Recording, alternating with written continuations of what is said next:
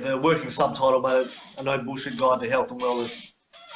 So, and then hence, which evolved from that, my business name, which is No Bullshit Wellness. Have you had anybody complain about that? Yeah, there is. Have you had any? I've got about 50 places around Perth that sell the book, right? If they could sell it, and I've allowed them to. But there is one place in Trigg, a nice little cafe. I go there often. But he keeps on saying that, oh, I haven't read it yet, although he does have about a dozen other books there. He doesn't say he doesn't want it. He said it looks good, but he wants to read it. And I suspect it's actually because of the time. I think maybe it was like a child-friendly place and someone's young enough to read that word bullshit, because everyone knows that word bullshit is so offensive.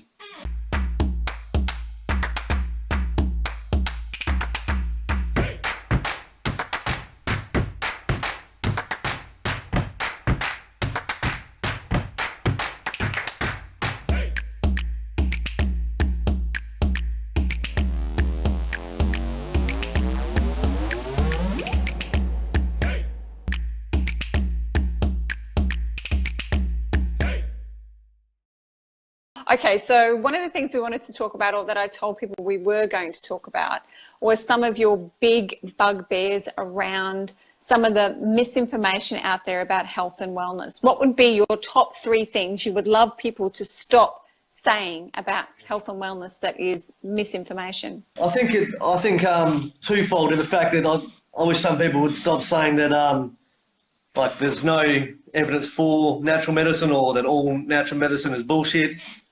Things like that, but conversely, the opposite. Yep, all natural is all good, all isogenics is good, all this and that's good, all pharmaceutical medicine is evil and all that, because there's a time and place for everything.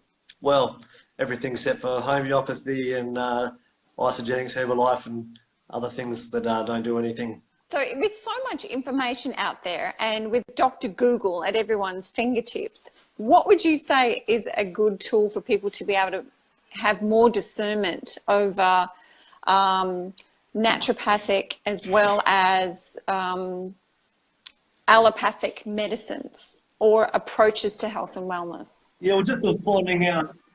Yeah, well, just for looking for information in general, whether it's about medicine or wellness or anything really. What a lot of people do is something called confirmation bias, and it's like, say you might have 1 million scientific papers studying one thing, and they could be like 1 million high quality, well-designed trials with a heavy supporting information saying one thing, and they might find 1 or 2 shitty little scientific trials saying another. And then some people, but the other thing might be with what that person agrees with and go, yep, they'll ignore the other 1 million papers and go, that for those ones go, yep, see, I told you, this is the truth, my product works, or this thing is true, instead of looking at the evidence and looking at the overall balance and what that says. So that's one way. Another way is to look in the right places in the first place. So if you went to straight up Google, you'll find just a mountain of information or even misinformation, pseudo. Or if you're looking for something to support your product, like something from Herbalife, for example, someone said, yeah, it does work. And I said, all right, no worries, roll my eyes.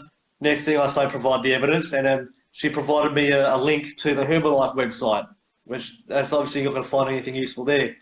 So the best place really to be would be scientific journals, and a good shortcut to that would be the Cochrane Review, which is the world's largest independent scientific research centre. Then another one is Google Scholar. But just because something's published on PubMed, which is shortcutted through Google Scholar, doesn't mean it's automatically valid either, because you can have articles that are paid to be there. Like Isogenics had this so-called study, which is just a pile of toilet paper really, and they had to pay $1,800 to get it into this low-quality journal, and even then it still didn't make sense. And doTERRA, although they got some nice oils, they've kind of hijacked the whole PubMed system. So if for someone actually looking for objective, neutral scientific information, they can't find it because it's just been flooded with all this, flooded with all this other stuff, which is nowhere near actual evidence. And it kind of makes you wonder about the agenda. I know a lot of your people love the essential oils. In fact, Nicole, I'm actually wearing some of your stuff right now to stock me up here, and I love it. by the way, thanks. But it's just, so sometimes it's not always the products, in the case of essential oils, for example, it's just the way that a lot of people promote them or even sell them, especially for your other things, your so-called wellness products. I'm a fan of the MLM, if you haven't noticed. So, yeah, I would have to agree with that. I've been involved in a bunch of different MLMs since when I was really, really young. And one of the things that kind of steered me away from it was the rah-rah. Like, I'm not a big fan of rah-rah. If it's a good product, tell me how it's a good product. Give me all the information and let me make a decision. But don't try and, I don't know, bamboozle me with the shiny bits. I actually want to know, you know, the hardcore information, etc. But if we're talking to, let's say, the average punter on the street is time poor and information overloaded, what would be a couple of things they could take away from having a conversation with you that could change the course of the way they take care of their health and wellness? So for the average punter, well, I'd like to just cut through all the bullshit, especially depends what world we're talking about this average punter coming from. So let's say in my group of friends or the mining industry, I know that some things are going to need some like really tangible results. And a lot of people don't even care about evidence because not everyone can really go through an academic article and or even want to and then try and work it out. So let's say gastrointestinal issues, digestive problems. They're a classic example of something that is black and white. Is it going to work or it's not? So I'll give you a laxative. Have a herbal laxative, could be senna, which contains these like irritants that will give you a result pretty quick, or magnesium oxide, which is a cheap form of magnesium. That's also going to do the trick. You can just do a joke on your mates and don't even tell them to give it to them, and then like, there you are, see. And yeah, the results are going to be there for all to see. Okay, so first of all, it's knowing where to search online for information, and you've given us a couple of two good pointers there, which was great. And someone has said, I think Martina said, marketing makes it hard to find real journals on the net, and I would have to agree with that. In your book, No Bullshit Wellness, do you give reference to some key areas that people can find credible information? Okay, in regards to resources for searching for that, no, I haven't listed in the book, but I've actually talked about in, I think it was chapter 6, ways of discerning different types of studies. So basically the hierarchy of evidence. So you've got, I'll give some examples now, just a few. Good, like the lowest form of evidence, which some would argue is not even evidence at all. Anecdotal evidence, which is the equivalent of Nana told me it works, or I heard it down the bar, bloke down the pub guarantees it, or another classic one of the low form of evidence. It worked for me, you know, like it's a form of confirmation bias where people will like think that something works and then reinforce their beliefs and ignore other evidence that says the contrary. Then you've got higher up levels of evidence, which is still quite low. You've got your in vitro studies, which is basically a petri dish in a lab. So they've got lab results. So you've got further up the line of hierarchy of evidence. You've got the case studies, which is where a doctor might tell you that it works on a few of their patients, and there's documentation to back this up. And this is where you can start to take this information seriously. Further up the line, you've got animal studies, which is still something works on an animal is not necessarily going to work on a human. But sometimes it is the case, but not always, because we are designed very differently.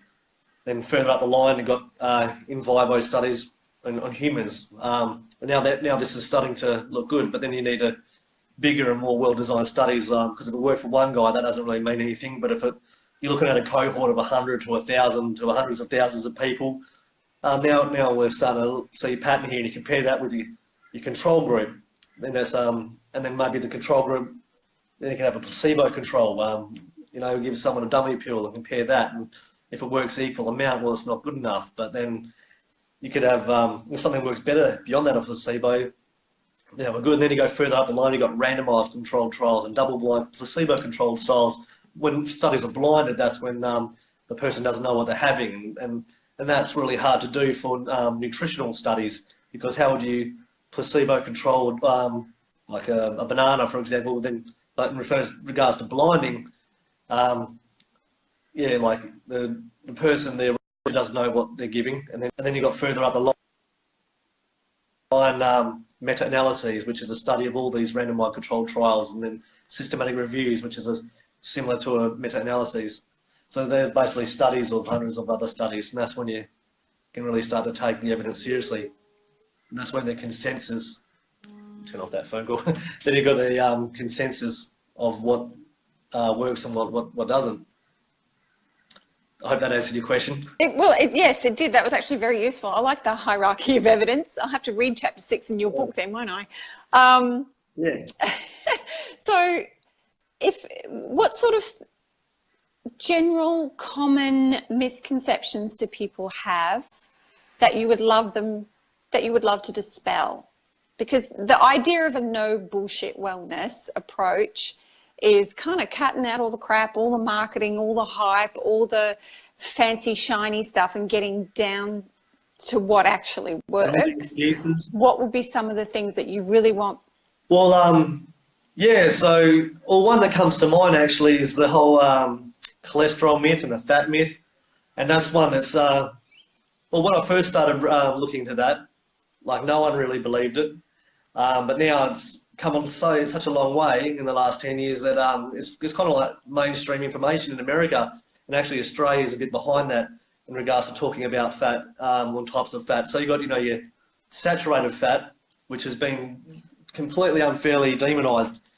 The problem is there's different types of saturated fat. And then you've got trans fat. And a lot of these studies into fats have just lumped trans fats and saturated fats in together.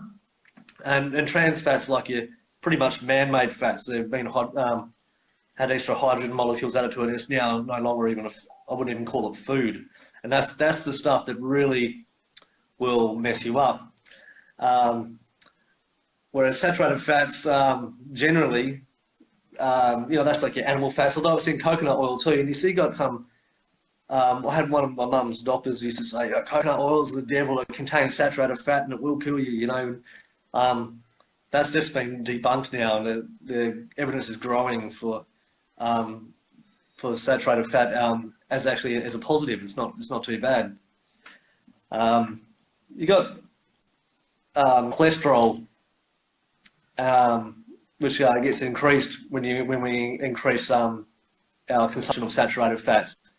But there's like 4 different types of independently behaving cholesterol. You've got your large fluffy types under the microscope, and you've got your small dense particles of cholesterol, and then you've got 2 others in between for the 4 major types. But it's those small dense ones that'll get you. They're the ones that keep researchers awake at night, But the large particles of cholesterol, they're not much to worry about, Like everything in moderation, it's gonna be okay. You can leave your bit of skin on your chicken if you like it, as long as you don't have big buckets of KFC skin on a regular basis. What are your thoughts on the push for organic foods or less toxic chemicals in our food system? Actually, good question. I was going to, I'm thinking about putting this into my next book when I finally get the time to write one. Now, if we look at organic food in terms of certified organic food, there's absolutely nothing wrong with it. It's great. But some people are taking it to a bit of an obsession where they might send themselves broke trying to afford all this certified organic food, when this non-organic food, or say conventional food, is actually quite good as well most of the time. I used to believe that if something's certified organic, it means it has no pesticides or insecticides, fungicides, but the fact of the matter is organic food, certified organic food, actually does have some pesticides and stuff added. Generally, they're more of a natural product, and that's great, but sometimes these natural products are just as, if not more, dangerous than the synthetic counterpart. I just want to reiterate, that's not always the case. Sometimes it is, though. Also, usually, though, depending on how it's grown, it might just be a garlic spray or a chili spray or some other derivative, and that's always going to be fine. some cases, like eggs are a good example of where the organic counterpart is higher in omega-3 acids and a few other nutrients. But often the case, there's no difference. And there's been a couple of examples, I think, with some nuts and seeds in particular, were slightly lower than the conventional counterpart. If I had my choice of what was being offered, I'd probably always choose the organic option. When you're growing yourself, things aren't going to be quite organic, but they'll be organically grown, so to speak. And you can do that without, if done right, without any pesticides, including not even the natural ones. That's going to take a lot of work. You'd have to be home and have your little decoy plants for the bugs go to those. For anyone interested in permaculture, it's pretty great for us non-FIFO people that have time to do gardening and stuff. But yeah, the organic industry, or big organic as the opponents like to call it,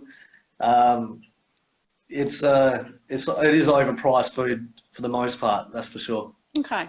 And so let's talk a little bit about what it was like to write a book, because last time I spoke to you, it was something like you were getting up at 4 o'clock in the morning to write before you went to work, and then did this huge long days at work, and then the next day the same thing again. Yeah, it was pretty full on. I missed out on a lot of social activities, but I managed to squeeze a lot in as well.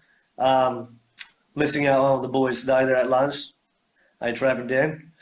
But yeah, it's worth it in the end. But I found a lot of things when I was researching the book. I had a certain idea of something I wanted to write about, such as promoting a certain herb or nutritional intervention. And something that I've always thought that worked, or someone told me that it worked, and I just carried that belief with me, as most people do.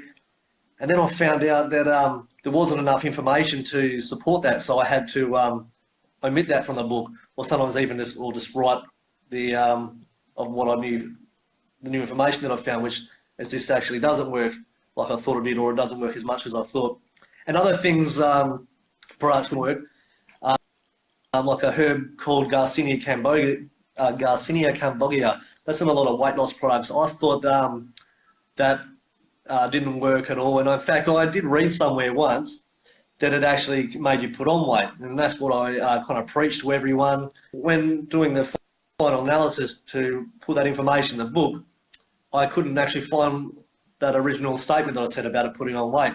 And if that information is true, it's going to be easy to find. So I must have just read it as opposed to like a well-reputed journal. With that Garcinia, it's still a shitty herb in regard for the purpose of weight loss. In the study that I'm referring to, I think they lost about 1 kilo after several weeks. Where I can make you lose a kilo by tomorrow, you know. And that was not including the side effects of taking that herb that came with it. All sorts of things are going through my mind right now. Okay. So when we're talking about the book, first of all, the book was a mammoth undertaking to get that done while you're doing a FIFO job and working crazy long hours, and the amount of research that you put into doing that book. What would you say to others who are considering putting together a factual book like one that you've put together? Okay, first thing that comes to mind is reference as you go. Because when I thought I wrote the book, you know, like when I thought it was done, that was after 1 year of writing it. That took me another 4 months, 3 or 4 months to reference it, and that was like hard work to reference it. But as for everything else, I've got a few people in my life that have recently told me they want to write a book, and I'd say to them, yeah, do it. As with anything, take action. If something's a good idea, unless you take action on it, it's just going to stay an idea. So knuckle down, get into it. Don't put it off, even if it's just a couple of pages a day. But I'd also say for someone who doesn't even know where to start, in that case, I would say to them, start off by writing your table of contents all on one page. Do that first, and then get another page for each of those points in your table of contents, and then just add a little bit, like a paragraph to each of those, and then just keep on expanding on them. Cool. And you've already said that you're thinking about writing another one. What would be the next one about? What would it be about? Be the same sort of theme with evidence-based health and wellness. I've got the title. I'm allowed to swear on here. The delay is too long. Is it going to be a controversial one? It's going to be called Healthy as Fuck. So, yeah, I've got a few ideas. I left a lot of things out of this other book because I didn't want it too thick or heavy reading, but immunisation and also vaccination. I consider them to be two different things, because some will consider that vaccination doesn't always mean immunisation, but it's going to be truly objective based on the evidence, as with everything else. People keep asking me, what's your opinion on vaccination? And I've never really given it in a public space. I'm going to write the pros and cons of all that's available. And what I found is with vaccination, I've never really seen anyone on the fence or truly objective. They're like all for it or completely opposed to it. I'm just going to, as usual, tell it how it is. I guess we'll see. I still don't really have my professional opinion on it. It's I would guess, because I haven't looked into it that much, but I think it'd be a safe bet to say the majority of evidence is for it. But I'm yet also to see any long-term follow-up studies into the adverse health effects, even small ones, such as allergies and tics or whatever, neurological disturbances. I'm not really convinced that vaccination causes autism, and so it's an interesting subject, and it's a great way to initiate an argument in my parents' house. I'm going to have to research it eventually anyway if I want to have kids. But, the thing is, a lot of the opponents of vaccination, they have arguments that are on par with religious arguments or flat earth arguments and stuff. And that alone is enough to just put me off the anti-vaccine train. Not that I'm on it, but it just makes me think, if guys like that are saying things like that, I might as well just go the other way. But I'd like to just research all the evidence for myself and look at it that way. Well, I'm definitely looking forward to the next book. Where can people get give me a quick overview of what are the chapters, if you can remember them, because I do know that they were creative titles of the current book. All right, with the current book, there's 193 pages, 17 chapters, 163 references to peer-reviewed science journals such as the British Medical Journal, the Lancet, the Journal of American Nutrition. But anyway, the chapters starts off with Lighten Up for weight loss. We've got the nutrition chapter called Good Tucker, Get Your Ass in a Gear, which is about exercise, Head Game, which is, it's not naughty what you think, I see you smiling. It's that's like the mind-body connection. Then you've got the Science of Nature, the Nature of Science, which is kind of about all the natural therapies and also conventional medicine. And then it goes through all the body systems, everything from cardiovascular, respiratory, musculoskeletal, immunological, and so on. And then towards the end there, we've got other chapters like Bloke's Health, Sheila's Health, which is about the men's and women's reproductive system. Mental health chapter, which is called Black Dog, that talks about anxiety. With a conclusive kind of chapter, we have the final one, Getting Long in the Tooth, and that's about anti-aging and longevity. And so that sounds like the book is probably good for everyone. Yeah, it is written for everyone. I believe so. That was kind of my aim. Everyone's saying, no, you've got to choose a specific niche and audience, and I'm like, don't tell me what to do. I'll do what I want. It's my book. So I kind of wrote a broad spectrum book, which it's only really had good feedback so far. And where can people buy copies of your book? Well, if you're in Perth, there's about 50 places around Perth that sell it. You can go to my website, nobullshitwellness.com, to see a list of most of those places. You can order it straight from Amazon as well, straight to your doorstep. And so two final questions, because we need to wrap up. Oh, Erin has come up with an idea for another book for you called Wellness Pocket Bible for Kids. Yeah, well, I know a bloke who's done that actually. He wrote one called FIFO Wellness for someone who doesn't want to wait for me to do it. But I would consider writing one specifically for that. Okay, two final questions before we go. First one, what keeps you awake at night? I sleep really well most of the time. I can tell you what wakes me up. If I have more than 3 or 4 red wines, it wakes me up about 2 a.m. every time. But I just love my liquid resveratrol supplement, so I'll keep going back to it. And what gets you out of bed in the morning? No, my motivation for the day is, well, when I'm at work, my motivation is to, I'm pretty career oriented, and just to make more of that paper, make some money so I can reinvest it back into wellness and also buy more shiny things like Harley Davidsons and that. But on my break, I just pretty much jump out of bed and I get down the beach. I'm going to see it from here. There's the beach at my house. I'm down there every day, and then might go to go to one of these local cafes along the ocean strip here with the boys, and yeah, have coffee, or this morning it was green tea actually, and yeah, and go to the gym or do a podcast interview. So yeah, yoga later. Sounds pretty cruisy. And so 3 years from now, what are you doing? 3 years from now, I wouldn't mind having a house in Margaret River and or Byron Bay. Yeah, some more shiny toys. 3 years. Oh, you know, I might even have a misso by then. Might be a couple of mini Brennans. Okay, 10 years from now. 10 years. Okay, let's see. Oh, I haven't even thought that far ahead. I don't even know what I'm doing for dinner tonight. But let's see. What I want to do. All right, I reckon have some sort of a wellness treat, but a bit of a no bullshit brandy kind of edge to it. So maybe on one side of it's going to have all boxing stuff in there, so it's not going to. But it'll be so far over there. It's not going to disrupt the meditation and yoga section. But it's going to. It'll have all your green smoothies and stuff, but it's also going to be a licensed bar too. And it's going to be right smack in the heart of some sort of forest, natural place, maybe like Margaret River, Byron Bay, or one of my other favourites, maybe even down in Denmark. It's going to be so big and so successful, it's going to have its own little landing strip next to the helicopter pad. And yeah, that'll be one of my castles, and I'll just have one of those in every cool country. All right, well, stay tuned, everyone, because there's some big stuff coming from Brandy. Thanks again, Brendan. I'm looking forward to catching up with you again. I don't know how long ago it was that I interviewed you. It was just before the book came out, and you said the book's been out for a year today. Yeah, you were actually my very first podcast interview. Since then, I've had about, I think, 7 or 8. I've got links to about 5 of them up. There's a couple from one of our watchers. I can see Carolyn Zanetti on there. You've actually met her. She's up in Brisbane. She's got one to release from Bali.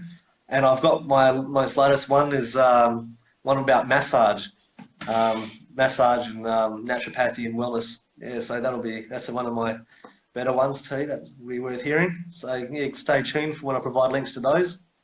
Absolutely. Yep, I'll definitely be following you. I love what you put on Instagram. I get a giggle out of some of the people you take the piss out of, so that always gives me a bit of a laugh. So I follow you on Instagram and your Facebook. I need to go and order a hard copy of your book. I don't know what happened to my e-version, so I'll get onto that as soon as I get off this call. So thanks again so much for being a guest on the Hot and Healthy Show and for doing what you do in the world. It's awesome.